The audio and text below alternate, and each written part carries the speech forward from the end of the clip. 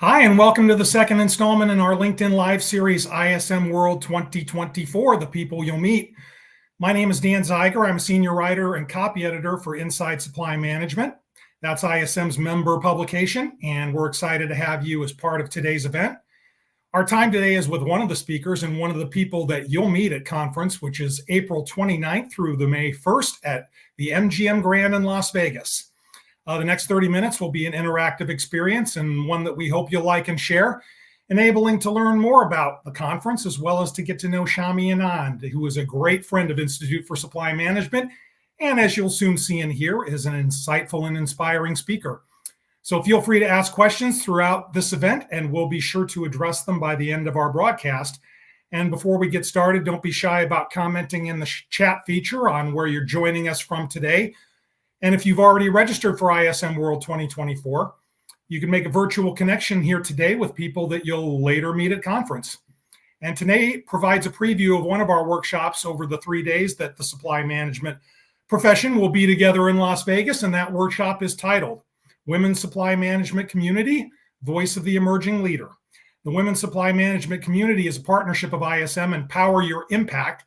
And at ISM World 2024, it offers a powerful panel discussion and roundtable networking sessions, enabling attendees to gain a better understanding of the issues that are top of mind for emerging leaders, as well as takeaways for their personal action plans. But that's enough for my lead-in. I've talked enough. Our guests can discuss these dynamics much better than I can. So let's welcome her now. She's Shami Anand. She's the founder of Power Your Impact and co-founder and chair of the Women's Supply Management Community. She has more than 30 years of experience in corporate America, including 20 years of procurement executive leadership. And she's a certified coach trainer and an in-demand speaker. And as we'll go on today, you'll find out why. And she's done all of the above while raising 2 daughters as a single parent. So Shami, welcome. It's great to have you here. Thank you, Dan. Yeah. Thank you so much. I'm excited to be here and thrilled to be able to share a bit about the Women's Supply Management community and what attendees can expect from the session that we'll be hosting in Las Vegas this year. Well, that's great. You just asked yourself the first question. So why don't you go ahead and answer it? Just a brief overview of what the Women's Supply Management Community Workshop is and just what are some of the objectives that you hope to achieve at the conference. Wonderful. Well, let me first start with just who we are as a women's supply management community for anyone that may not be aware. So we founded myself together with the ISM, founded the Women's Supply Management Community almost 3 years ago. And I am so proud to be able to share that to date, we are over 800 members strong and growing. Our members represent both men and women, all levels of the organization, professionals who are in the supply management space. Our mission with the women's community is very simply to celebrate, to promote, to empower, and to support women in supply management. As a community, we've been very fortunate over the last several years to be able to host a session at ISM World. Our sessions are designed to bring together diverse perspective on trends and challenges that women in supply management face. This year, we'll be bringing together a diverse panel of young professionals, millennials, to share their perspective on a number of things, what's important to them. What do they see as challenges in the workplace? What do they see as areas where there have been some positive movement, some trends? However, perhaps we need to step it up. So very excited to bring this diverse panel of young professionals forward. Yeah. Tell us what inspired, particularly that you felt it was important to get some perspective from emerging supply management professionals for this workshop. Just tell me what inspired that, what inspired the topic, and what attendees can expect to hear. Absolutely. Well, I'm going to do a quick shout out to Judy Whipple. If anybody knows Judy Whipple, interim dean at MSU, fantastic woman, very active in our profession. Judy actually mentioned this topic to me at last year's ISM World, sort of in passing as, hey, wouldn't it be great to hear from these young professionals? Well, with that, we conducted a pulse survey, and this pulse survey was across all levels, men and women. And what we were looking to identify were what were the common themes that were on professionals' minds. And we wanted to understand how, with these themes, what ranked most important, where they felt there were positive movements, trends, progress being made within their organizations, but also where perhaps they're not seeing adequate movement. We'll talk about themes without giving too much away. We'll talk about work-life balance. We'll talk about employee well-being, diversity, equity, and inclusion. We'll talk about the impact of technology and digitization on supply chain. But to put a teaser out there, we're also going to identify where some of these themes and some of the responses where there's commonality between young professionals and senior leaders, but also where the perspectives actually vary, they differ. So it's going to be, certainly it makes for a very informative and interesting conversation. But again, I don't want to give too much away.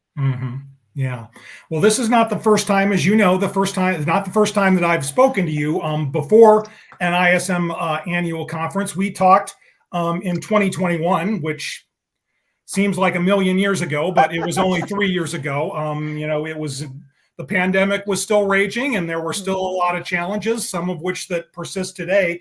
And, a lot of those challenges, as we discussed then, involved, women in the workplace.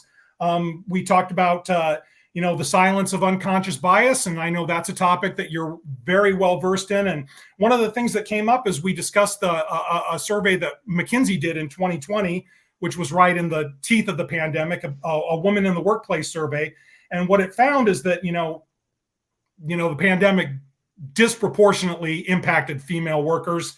They determined that the job loss rates due to COVID were much higher for females because there were obviously pressures to care for family, care for elderly parents, and a lot of those issues, those job rates, almost twice that of men, McKinsey found.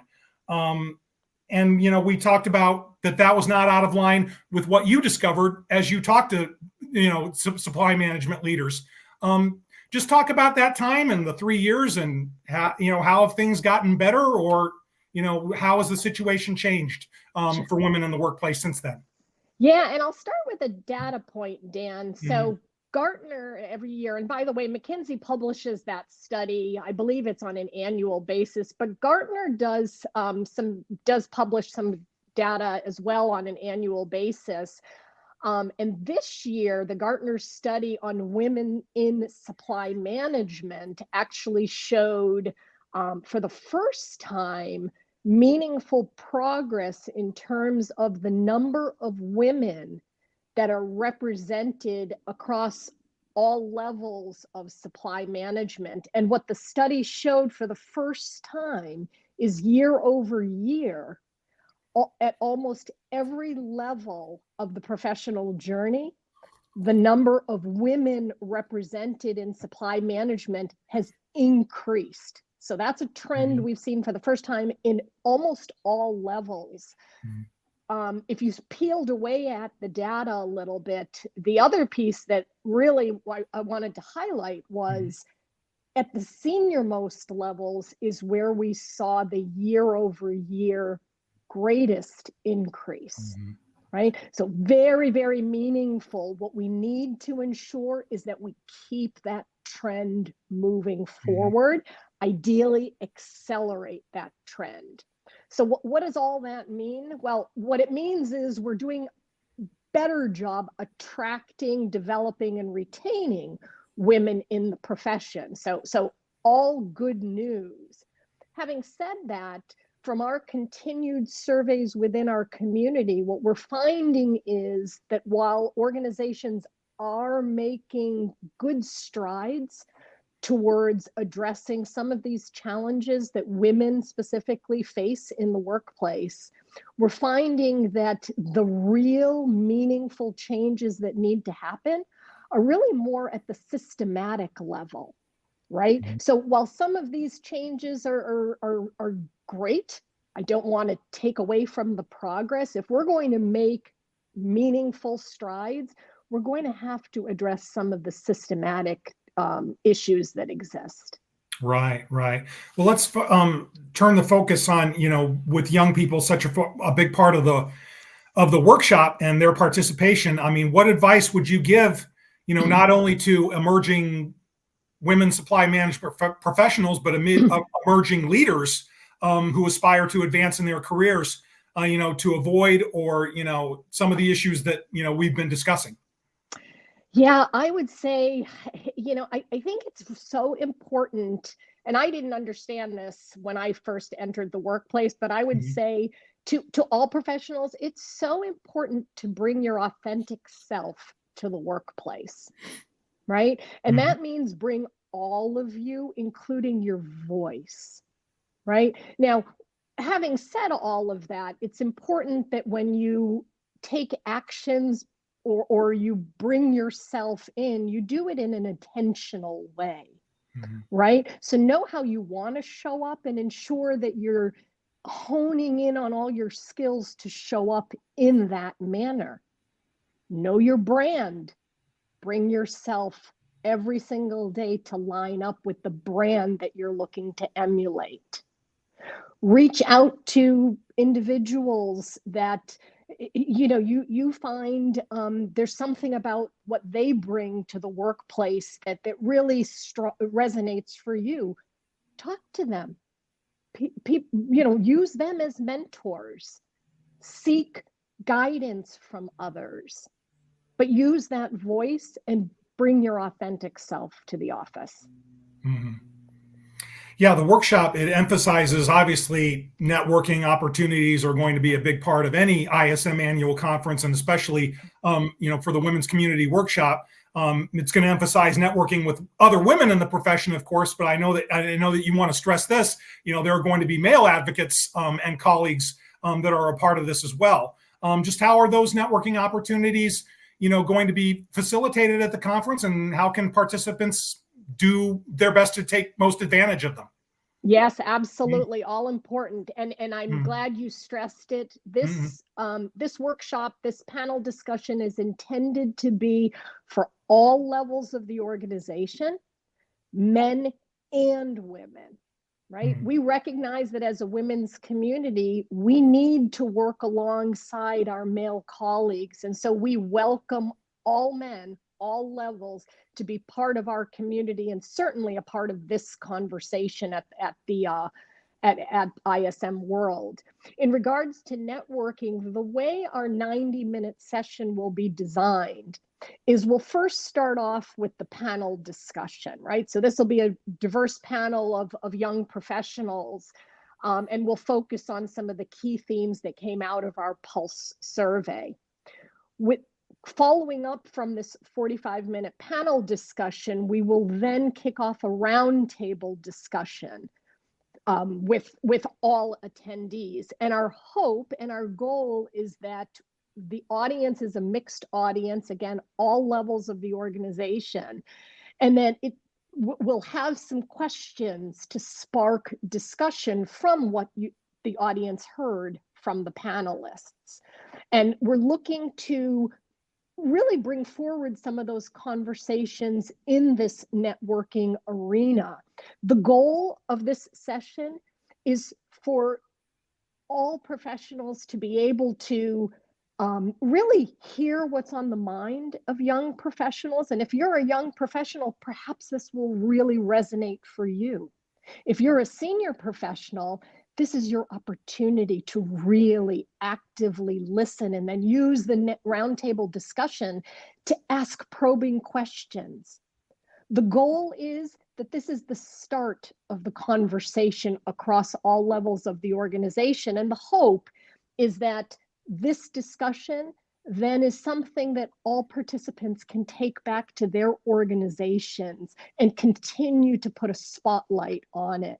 Let's face it, we need our emerging leaders to continue with us in this journey. These are the folks that are going to be leading the future.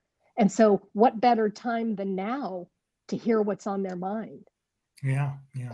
The other thing, Dan, I wanted to just mention is right after the roundtable discussion, the women's supply management community is hosting a networking session. And so the hour following our workshop will be designed for furthering the conversation in a more informal setting. Cocktails will be available. Everybody likes a cocktail at the end of the day. So I do hope that participants will join us for the reception, the networking reception afterwards as well. Yeah. Cocktails in Las Vegas. I'm shocked. Exactly. In moderation, though. In moderation, yeah. Absolutely. Absolutely. Well, just you talked about the women's supply management community in general, and some of the progress that and the growth that it's experienced over the years. Just talk about the benefits of being a part of that, and supporting and promoting that. And I know you have networking opportunities and gatherings throughout the year. So just talk about that dynamic. Yes, absolutely. Yeah. So as a community, we host monthly events. And these events can be anything from a workshop to a webinar where we've brought in an expert in a specific area to share their insights and experiences. We host panel discussions. Our topics range anywhere from, we hosted a panel discussion on imposter syndrome that really, really resonated with our audience. We've hosted panel discussions on the value of mentor-mentee relationships. We had a session last year on burnout that really, that was one that, the panelists that we brought on for that conversation, these were folks that they're willing to be vulnerable and share their experiences. And so the benefit to participants of joining us in these sessions is to recognize that we as a community share in our experiences and our insights. We celebrate one another. We support one another. We're here to empower each other. And part of that starts with sharing of conversation, the insights and experience. And often I get messages afterwards, not just thanking the community for hosting the session, but from women and men that say that really resonated with me. I have a daughter that's going into the corporate world, and a conversation like this would be so impactful for her. So just there's so much that we bring into these conversations. In addition to our monthly events, we have volunteer committees that help us as a community achieve specific goals. So one of the committees that's focused on driving mentor relationships across the profession launched a formal mentor-mentee program where anybody in the community can sign up to be a mentor or a mentee. You're matched based on profile, your wants and your needs, and you begin a dialogue. I'm a mentor, and I continue. I'm in my second year now in a mentor-mentee relationship. And trust me when I say, as a mentor, I get value out of the relationship as well. So there's so many different ways to get involved in our community. You do not have to be a member of the ISM. You do not have to be a client of my organization, Power Your Impact. There is no cost to joining. The only requirement is that you are a professional in supply management, man or woman, any level of the organization. I think we're going to be able to drop a link here in the chat for anybody that's interested in joining us. We have a very active LinkedIn group page where members feel free to just communicate with one another. If you have a job opening, You can use that LinkedIn group page to post about a job. If you're looking to do some benchmark work, put in your request, and 800 plus members have an opportunity to chime in. So it's a great community that serves a number of different needs for professionals in supply management. Yeah. Let me go off the beaten path a little bit. You mentioned the issues that, the topics that the women's community has discussed, imposter syndrome and the value of mentoring and burnout. Let me just ask, is there any issue that has come up in the, recently or any time that you've been involved with the community that kind of surprised you at the level of concern that there's been about the, or how nagging it's been? Maybe an issue that kind of surprised you in terms of how often it's been discussed and how many professionals see it as a concern? I would say this, Dan, while I am thrilled that the topics that we have elected to bring forward seem to really resonate with our participants, what surprises me every single time is whatever the topic is, the number of comments that we see during the session or afterwards, with people sharing their own stories. I mean, these topics really resonate. And as an example, the imposter syndrome panel discussion that we had, I knew going into that, because I had done my research, I knew that 70+% of professionals at all levels of an organization experience imposter syndrome at some point in their profession, in their professional journey, oftentimes more than once. And I personally have experienced imposter syndrome many times in my career. Could you explain what that is for people who may not know? Sure. I mean, probably the simplest definition of imposter syndrome is self-doubt. It's that negative talk where you find yourself concerned they're going to figure out you're a failure, or that you're not as smart as they think you are. And it oftentimes happens during periods of transition. What has surprised me each and every time we have these powerful discussions is the level at which these topics resonate. And it's almost as though it just starts to unlock the permission that we give ourselves to talk about the fact that, yeah, that was real for me. What I love when we host these sessions is our panel members, and every panel we try to bring on different members of our community, but the level of vulnerability that these community members are willing to share blows me away every single time. But the impact that has on others is incredibly powerful, because when you start to share your personal stories in that open setting, others see that and recognize that they're not the only ones. Right? And that's a very powerful realization. And hopefully, our hope is that it unlocks the conversation and makes it okay for individuals to talk openly about it. Imposter syndrome, hey, if it's happening to 70+% of professionals, we need to put a spotlight on that topic. Sure. I could go on and on and on about these topics because it's near and dear to my heart. Yeah, well, that's a great dynamic, the power of community. And with, this is the biggest supply management gathering of the year in Las Vegas. That dynamic should be supersized. So I'm looking forward to seeing what happens. But just, talk about the conference in general. I mean, this is not your first ISM World Conference. You've been there multiple times before. Just talk about in general for a supply management professional, just what's the benefit to attending, not only, for yourself, but also to be around colleagues and other like-minded professionals. I tell you, Dan, it's one of my favorite events every single year. It's an opportunity to gather with exactly what you said, like-minded professionals, all levels of the organization.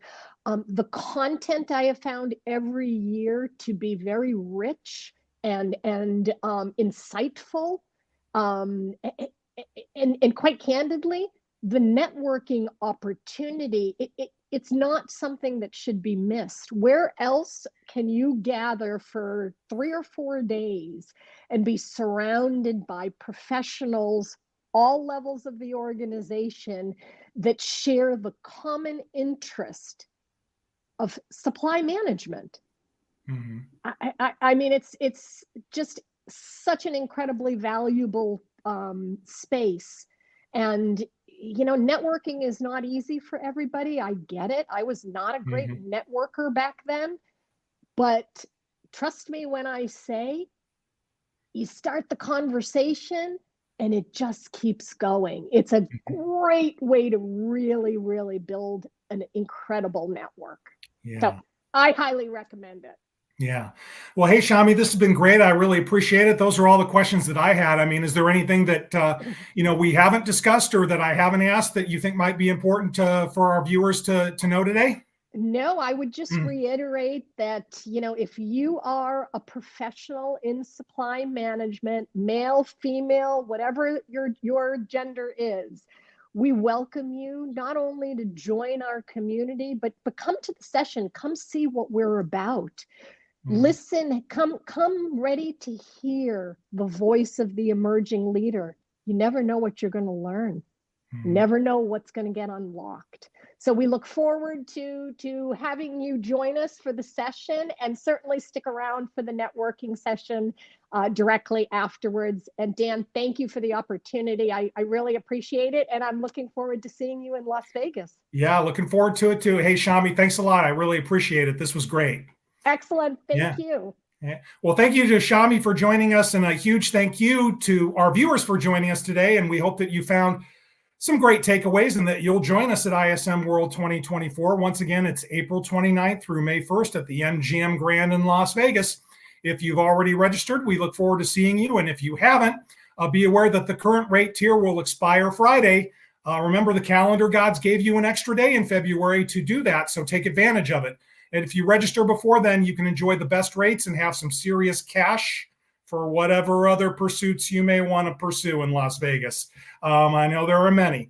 But to learn more, just visit ismworld.org/annual. And if you'd like to learn more about sessions at ISM World 2024, we'll have a future LinkedIn Live event in March, same time, same platform, with another person you'll meet at ISM World 2024. So for Shami Anand and Robin Garrison, who helped us behind the scenes today, my name is Dan Zeiger. Thanks for joining us. We'll see you next time, and I especially hope to see you at conference.